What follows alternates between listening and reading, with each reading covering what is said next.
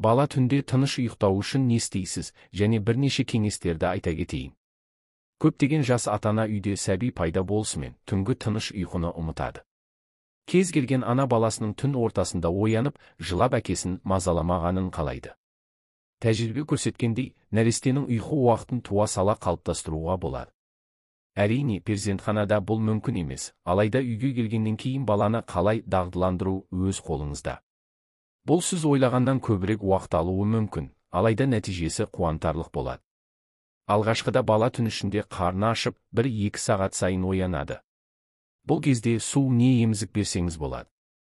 Алайда асқазаны біршама жетіліп, 4-5 айға толып, ана сүтіне қосымша тамақтар енгізбейінше бала түнде оянған кезде омырау сүтімен тамақтандырып ұйықтатқан пайдалырақ.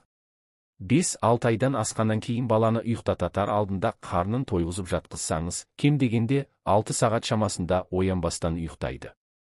Бірақ мұқият болыңыз, баланы тойғызам деп шамадан тыс көп беруге де болмайды. Өзі бас тартқан кезде ары қарай оны қинап тамақ жегізем деу бос әурешілік және де денсаулығына зиян. Толып тұрған асқазанмен ұйықтау қиынға соғады.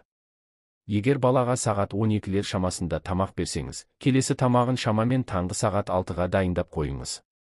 Сонымен қатар, баланы ұйқыға жатқызардан 5-2 сағат бұрын суға шомылдырыңыз, жеңіл массаж жасаңыз, ертегі айтыңыз, ойнаңыз.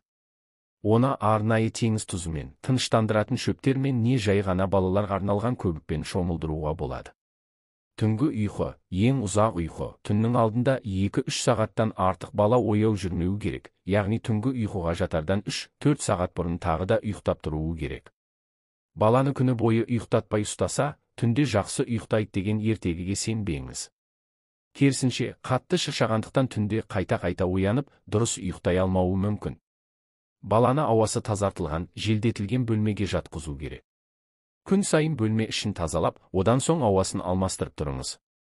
Бала жататын бөлмеде бөтен адам, үй жануары, шу болмауы тиіс. Ол жатқан бөлмеде теледидар қосылып тұрса, өшіріңіз. Жоқ дегенде балаларға арналған радио қосуға ғана болады. Балаңыз кереуетте, төсекте секіріп, ойнақтауына жол бермеңіз. Ол тек ұйықтауға арналған орын екенін түсінсін.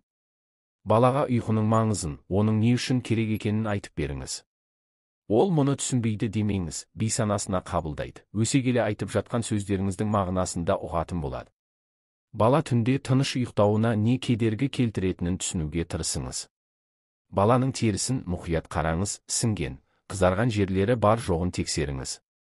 Мүмкін іші не басқа жері ауыратын шығар.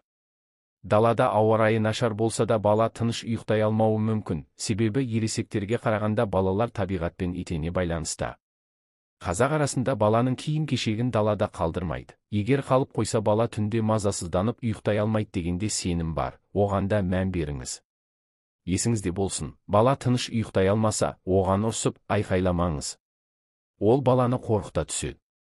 Керісінше, балаға сіздің қамқорлығыңыз, мейіріміңіз керек. Шыдамды болуға тырысыңыз. Сонда ғана ол өзін жақсырақ сезінеді.